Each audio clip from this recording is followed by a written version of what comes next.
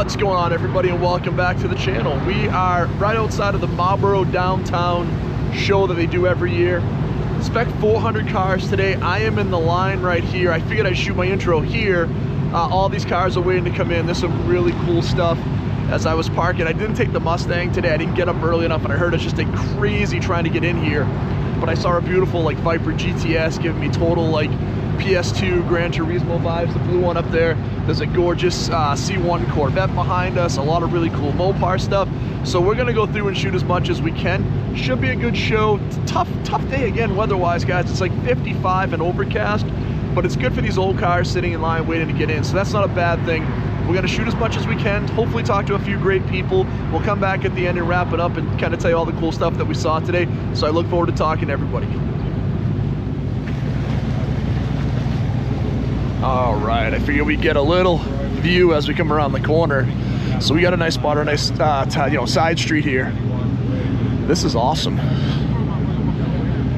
I'm glad I came. I was tempted not to because the weather was kind of weird, but this is a cool setup. I love these shows. We've done that Foxborough show when they shoot on the street, but this is very cool. We'll be back around in just a little bit and we'll shoot some individual stuff. We're gonna do a quick walk down and see what we can catch.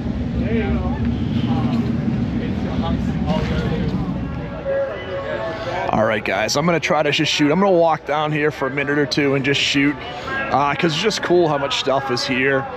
You know, you've got your Roush 427R next to this Grand National, next to a big block Nova. There's a lot of cool stuff here. What I like too is, again, there's a great mix of stuff here. You know, you got your 454 Chevelle SS convertible. You've got, you know, the T-Bird. Wow, the early 80s, early Fox body platform T-Birds. So we will forget that the T-Birds back then were based on that Fox body platform before they would change over. Now they'd still be kind of based on the Fox body. They would just get a completely different look. But there's a lot of cool stuff here. And again, this goes way down. So I just wanted to give you a view for a few minutes as we go up and down the street. And then we'll come back around and we'll shoot some individual cars that we want to shoot. I'm going to shoot the C10 in a bit just because it reminds me of the farm truck. If you watch like any of the drag racing shows back then. Now we're going to get into some loud music, so I'm going to shut off for a second and I'll come back in just a minute. All right, everybody, I'm going to shoot this 06 300 SRT. Now, I'm shooting this for two reasons. One is a friend of mine. We worked together for honestly 15 years ago. We haven't seen each other in a long time, connected at the show. But I followed his journey on Facebook. He's bought this car. He's kind of fallen into the trap a lot of us fall into. You know, you get the car and then you fall in love with it and you spend all your time and money into it. But this is a cool car, and I've always liked these. This is like the modern equivalent of the gentleman's muscle car. You know, the stuff you'd have in the late 60s with, you know, the Chryslers. Then you get into like the 70s with the Monty, big block motors. This is the most recent version of a gentleman's muscle car. And this has a black and blue theme. Pretty cool car. Obviously, we have the factory SRT wheels, fairly stock, minus a couple of the bolt-on add-ins. We would do a cold air intake, a tune, putting close to 450 horse. But I've always been a fan. If you've never driven one of these cars, they're just super comfortable. You know, when they first came out, they were a game changer for Chrysler because of the style. The style on these was, again, at the time, it was very reminiscent of what you'd find in like a Bentley or one of these cars. It was a much more sophisticated design. It looked a lot nicer. This was coming right from that front drive 300M platform. That was still a pretty good game-changing car for Chrysler, but this was that next generation. We had the V8, we had the rear-wheel drive, we had the comfort. So we went from this really cool, you know, the lineage of the 300 car, and the 300M did a nice job of bringing it back where Chrysler was struggling, but this was where it really came back full circle. This was around the same time we had the Dodge Magnums, then we get the Chargers and Challengers just a couple of years later. So this allowed for these platforms. We have all the Hellcats, everything that came from it. So just a super cool version. I like his theming in the black and blue. It looks really nice, just very clean, and just a really nice looking version of a gentleman's muscle car from like 2006. So super cool. Guys, I know I shot an AMX at the last show, but you don't see them a lot, and this one's pretty neat. This is a 68 390. It's been upgraded to a 5-speed manual. Now, it definitely has like that feel of like a rest-a-modded car or a street machine type car from the late 80s, early 90s with the wheels and the wide body kit. I love the red, white, and blue paint, though. It kind of gives me that SC Scrambler vibe. It is a 390 car. It does have the wood grain you'd have from like the well, that's actually aftermarket, but it does have a 5-speed manual, the Hurst shifter. Everything else inside looks pretty factory, but this wide body kit's pretty cool on this car. And again, I like the style on it. Again, the AMXs are something you don't see a ton of, but this is just a cool version of that car. I love it. It looks like a dual quad motor, so dual 4 barrels with the 390, with the 5-speed. Love the color. Just a very cool version of a 68 AMX. Look at this gorgeous 70 Cuda. Now this is a 528 Hemi. It's a drag car. You can see like the beadlock wheels. Under the hood is absolutely stunning. You do have the shaker hood scoop with the gloss finish on the hood scoop. Most of these factory would have been a matte or that argent finish. This color is beautiful. You kind of have like the AAR stripes on the car, so it really does complement the 1970 car very well. It looks great. This one is for sale. Guys asking $85,000. This is the information, but you can see it does have the drag strip transmission set up in here. Looks like it has reverse lockout built into it. Obviously the giant wheels in the back. You do have the fuel shut off in the back in the car, so everything's set up on here to drag race, but it's a gorgeous show car as well. So again, something you don't see all that often. Again, that 528 Hemi, I love how they integrated that AAR stripe into here, that it just looks great from front to back. It really flows with the car. Just a very cool version, and not often where you can get like a drag car, which I'm sure this is probably a 10 or 11 second car that also is a show car. So very cool version of a 70 Cuda. Guys, one of the cars I wanted to shoot up here is this beautiful 1954 Buick Roadmaster convertible, 322 nailhead motor. Talked to the owner. He's owned it for about 5 years. I love these Buicks. I think, I love that they're coming up in value now. I think they're every bit as beautiful as what you'd find from Cadillac or Lincoln from that time. We talked a lot about this in the past, but with these Buicks, this is a great example of it. You'd have a lot of lawyers, doctors, bankers that didn't want to buy a Cadillac because back in the 50s, it was seemed as very opulent and that you were overcharging your customers and your clients. So what you do is you buy a Buick, and if you bought the Roadmaster, you got those 4 portholes in the front fender, right? That was the indication that this was the ultimate version of Buick. This was the luxury version of what you'd have from a Buick that year, but it still wasn't seen as so overly opulent that you were, overcharging your clients, that you were, ripping people off. So this was kind of that version you'd see a lot of doctors, lawyers, businessmen drive back in the 50s, and it's absolutely stunning, especially in a convertible. What a great color contrast with that beautiful, like kind of pewter color, dark silver paint with the black top with the red interior. And these interiors were super sharp. Just a beautiful version of a 54 Roadmaster. And again, I think one of the best looking cars of that generation. Those portholes look great. I'm a huge fan of that hood scoop or the hood ornament. Not as much as I like the Oldsmobiles. I told you that's my favorite, but Buick did a really nice jet inspired hood ornament on the car that really helped that car flow and look really a little more futuristic when you get into 54. I'm gonna get yelled at like I always do for shooting too many Mustangs, but I don't care. This is a beautiful stock 85 Fox body GT. So this is 2 years before you'd have that changeover. 85 was the last year for the carbureted version of these, so this would be the carbureted version of the 5.0. This one has 13,000 original miles. I told you, like on these earlier GTs, these 4-ride GTs, before we'd switch over to 87, and they had the body kits, they had the 10-hole wheels, some of my favorite wheels on these cars, and to see a really clean bone stock version of this car is phenomenal. This is, like I said, under 14,000 original miles. Everything under the hood looks original. Yeah. Wow, you got the original. Yeah, I mean, I'm just looking at, like, I'm trying to see if there's anything that looks off or not factory correct.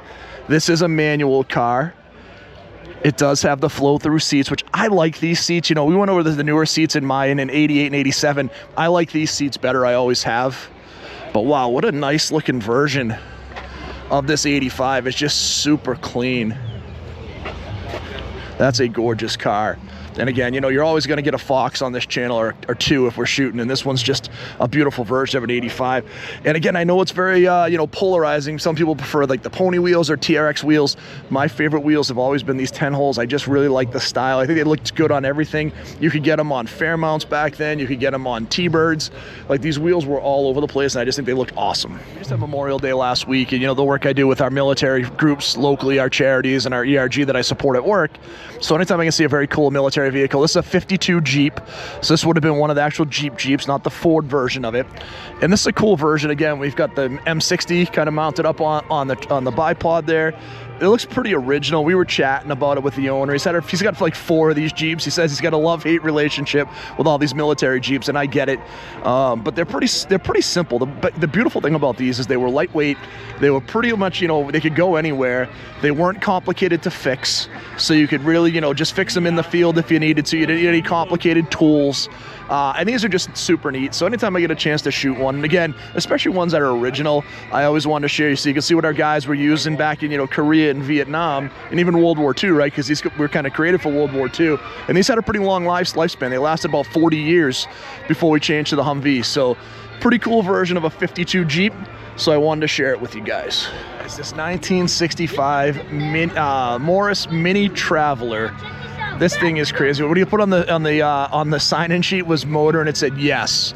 I mean, these things are just so crazy. I mean, how tiny, the wheels are just small. It is a wooden wagon, so I had to shoot this because my wife loves a wooden wagon. I love the chick magnet sign in there, but you just look at everything in here. Everything looks so small and delicate. You see the shifter, it's so tiny.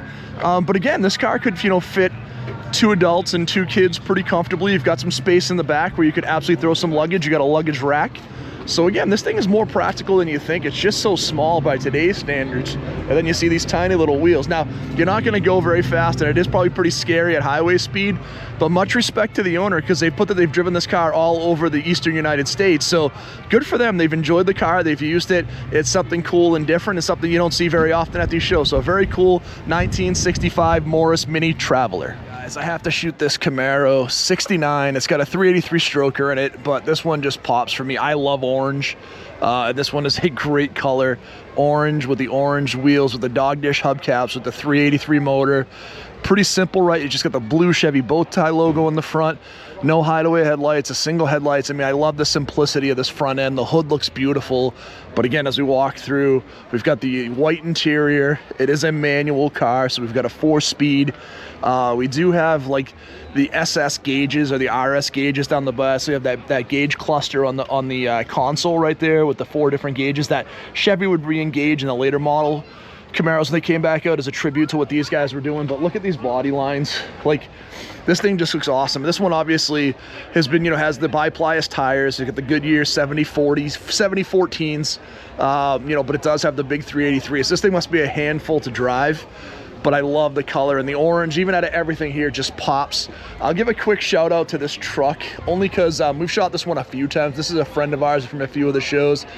I shot this truck before. I still contend this is the best looking truck bed I've ever seen on any of these old trucks. And he just did such a phenomenal job, and he did all the work himself. He finally got all the trim in, got everything set up. I mean, this is just this gorgeous truck. So we've shot it a couple of times, but it's here next to that Camaro, so I figured I'd give it a little more love just because it's super cool. And then one for the wife here.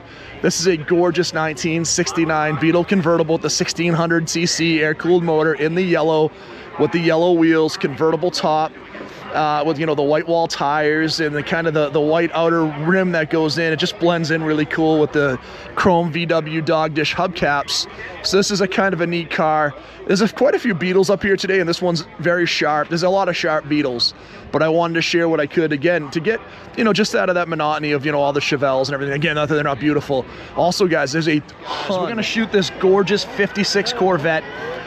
Just got a chance to talk to the owner. He's owned it for like 5 years, but he worked on it for about 15 years before that when he purchased it. The reason this one stood out to me is a couple reasons. One is the tuxedo black paint. You have the silver cove. This is the original motor, so it's a 265 cubic inch motor with dual quads. But what stuck out to me on this car the most was this unique interior. It said it's like vibrant red. It's obviously like an orange, but this color combination on this car with the black and the silver just pops. This car is a gorgeous version of a C1 Corvette.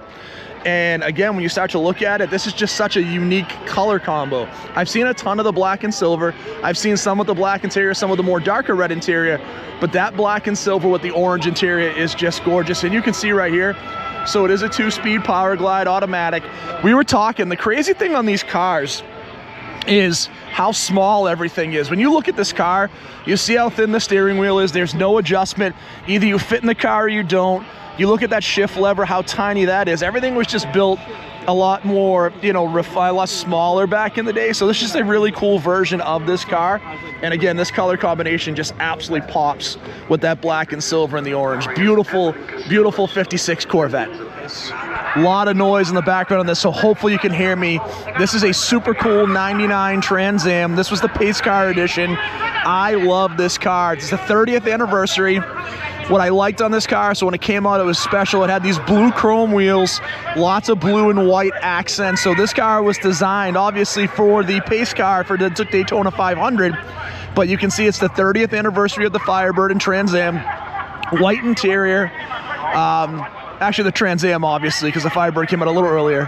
But you have the white interior, the T-tops. Like I said, these blue chrome wheels, that special spoiler. Just a very cool version of this 99 Trans Am. This one also had the ram air, which you can see up on the hood.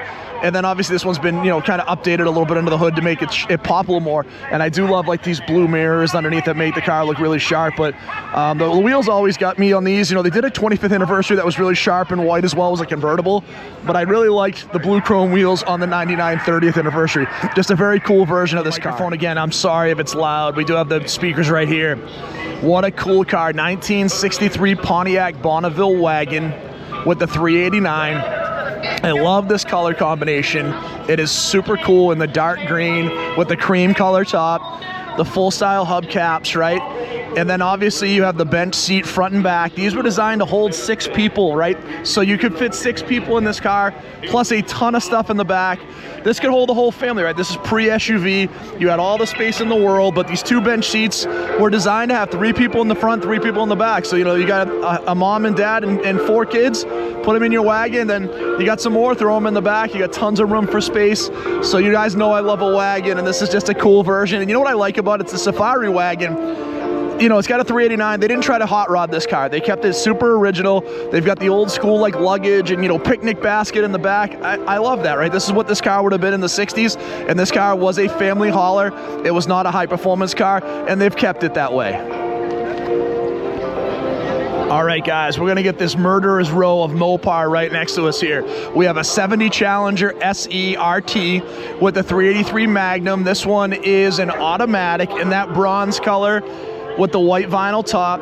We have a 68 Charger 440 in that yellow, that kind of that Dirty Mary, Crazy Larry color with the 440. This one is also an automatic. Beautiful car.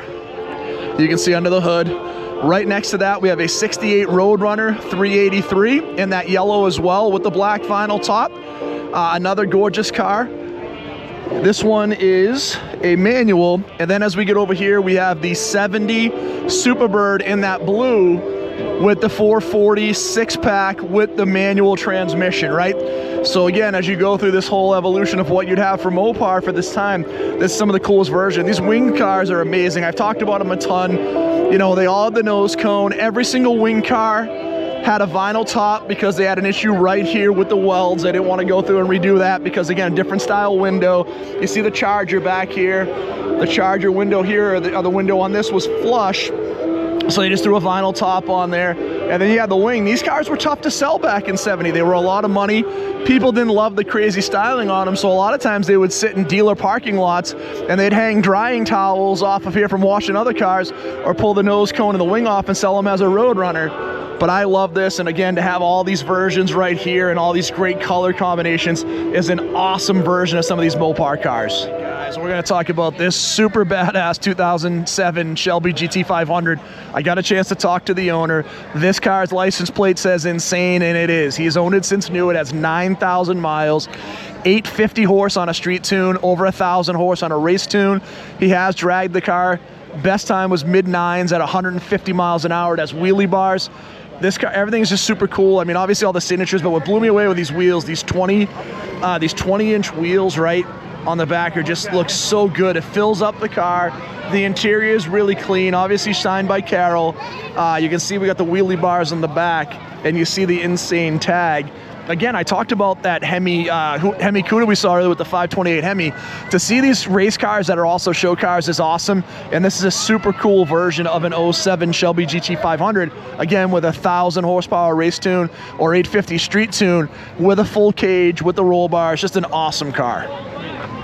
All right, guys, we're gonna shoot this very cool 1978 Malibu 572 built turbo 400 342 12-bolt rear end. I got a chance to talk to the owner. He's owned it since 1991. when we were chatting, he was also a veteran. He was a door gunner in the Army, served, supported the 101st, so thank you for your service. You know, I love the vibe on this car. We were talking, did a lot of the work himself when he got it in 91, and this totally gives me like Street Machine vibes from the late 80s, early 90s, where you had the pastel colors, but I love the wheels on it, you know, just the simple steelies in the front, you know, the wide steelies in the back, the big motor. You know, we were talking about how, you know, just the way it sounds, it's super fast. And they call it Rolling Thunder, but I do like this style, and I do like seeing stuff that's kind of like brings back that vibe of the Pro Street vibe that you have back in that late 80s, early 90s, because it was a really cool time in the car hobby. It was really when we walked away from either having a dedicated drag car or a dedicated show car, and you kind of did this whole Pro Street vibe, and this gives me a really cool version of what that Pro Street vibe looked like 30, 35 years ago, and it's a great version of the car. These Malibus were incredible sleepers too. Most of them came out of the factory like a 305. People built them up like crazy because it was super easy to dump a 350 or a 383 in, but I love the fact that we see a big block in the car, and that 572 on this is super cool. All right, guys, I want to talk about this. You know I love a good cause, and hopefully you can see the QR code on here. This is an opportunity to win a 2025 Corvette Z06. I will shoot the car in just a second. Here's the denominations. The drawing's on October 4th. You don't have to be present. They will take care of it. And what they do is they work on ramps, transportation, basically anything that someone with multiple sclerosis would need. So it's MS Solutions, and basically help them get around, living, you know, dealing with the disease. So a really good cause, and obviously a phenomenal car. I mean, you don't need to know more about the Z06. Everybody knows these cars, right? A ridiculous amount of horsepower, rear engine, you know, incredible high performance, wide body kit. You know, all of them are automatic transmissions, so don't be scared. You know, anyone can drive this car, and it's a beautiful version of the car, and it's also obviously for a good cause. So if you get a chance, check these guys out. They're giving away the car on October 4th. What he told me is if you win, they're going to try calling you, and they'll call you every day for a month to get in touch with you to win the car. So a great opportunity for $25, you know, to win a $120,000 gorgeous Z06 Corvette. These two cars here next to each other, so the 73Z and the 61 Imperial. I got a chance to talk to Tom. Tom and his dad, Whitehall Restorations, they do high quality concours level restoration, really high end cars. He was walking me through some of the stuff he had. This is a gorgeous 73 Z28. You can see I love the paint on this. You can see that, especially when we got a little sun right now, so you can see that sun hit, and you can see that metallic hit in the sun. It really shines. These were good looking cars. Now, the 73s were a little tougher because everyone kind of wanted the split bumpers, and then obviously you had the bumper guards as you went into the newer version, so it wasn't quite as seamless, but still a really great looking car. We have the 61 Imperial. Now this is a 413. This car is like just a long, beautiful car. When you take a look at it, we'll walk front to back. Obviously the convertible. I'm always blown away when I look at these cars from the 60s to have this much body on a two-door car. Always blows my mind. I love that they would never do that today. It's just such a cool version of that car. And then again, you see the beautiful rear end on this with those very unique taillights. Just an absolutely stunning car.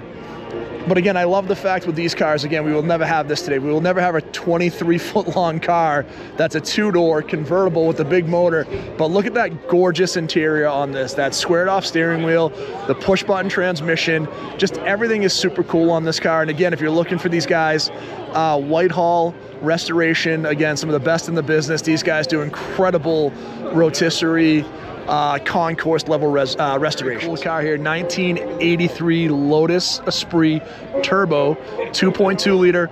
This car didn't change a ton. Now this is still kind of what the body style was from when the car launched in the 70s. In a couple of years, this car would get kind of a refresh. It would get to be a little wider, still be very wedgy, but this was almost like the same style that you had almost through all the James Bond years of the car. I love the Lotus Esprits. I think they're absolutely gorgeous. Again, I think the car that's super underrated and underappreciated. You know, people want the Ferraris and the Lamborghinis from this era, but I think the style on the Lotus is pretty timeless. And again, that little 2.2 turbo is such a cool car.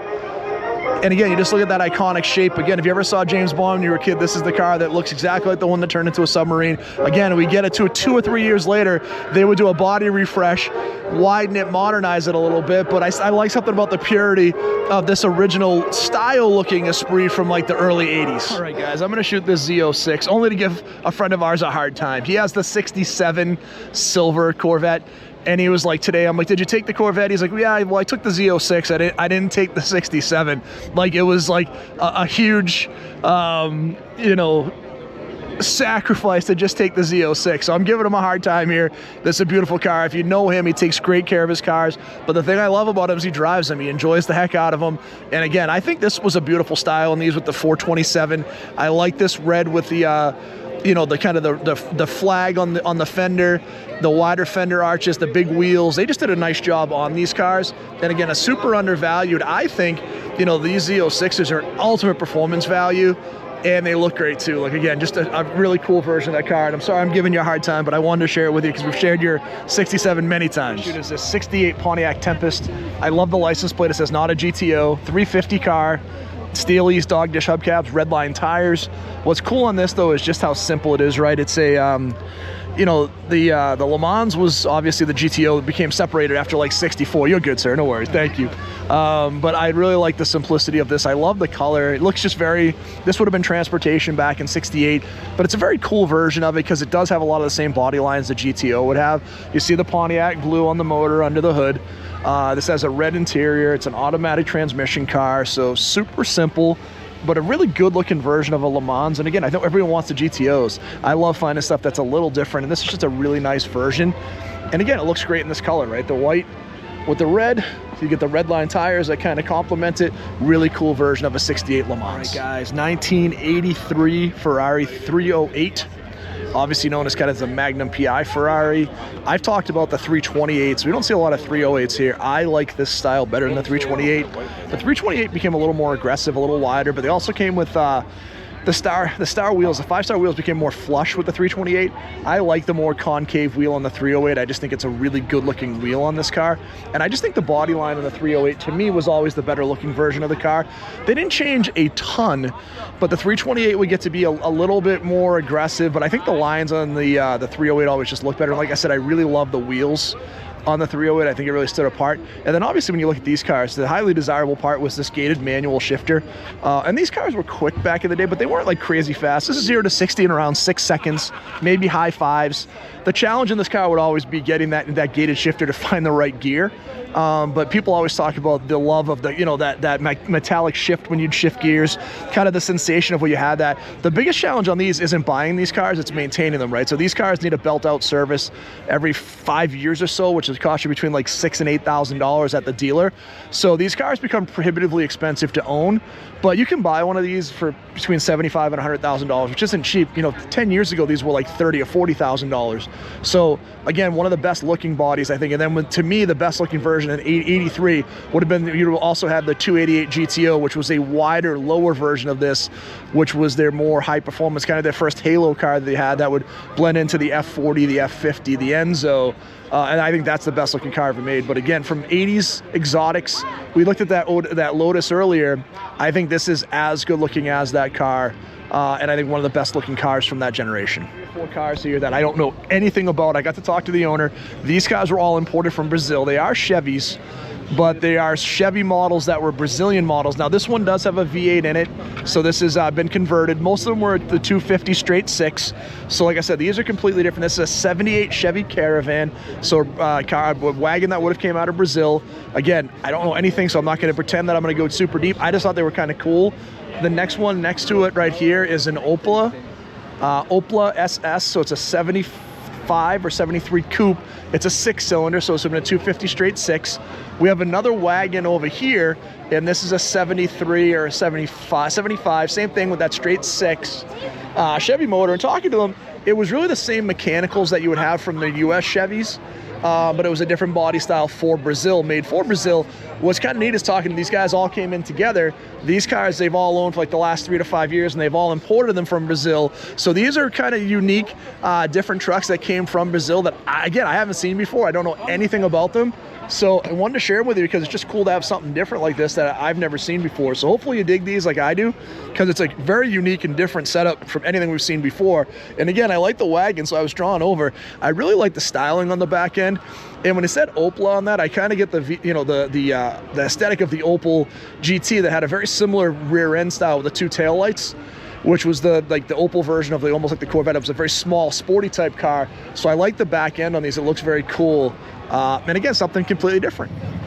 All right, everybody, what an amazing show over here in Marlborough. Their downtown show, they do it every year. This is my first time attending.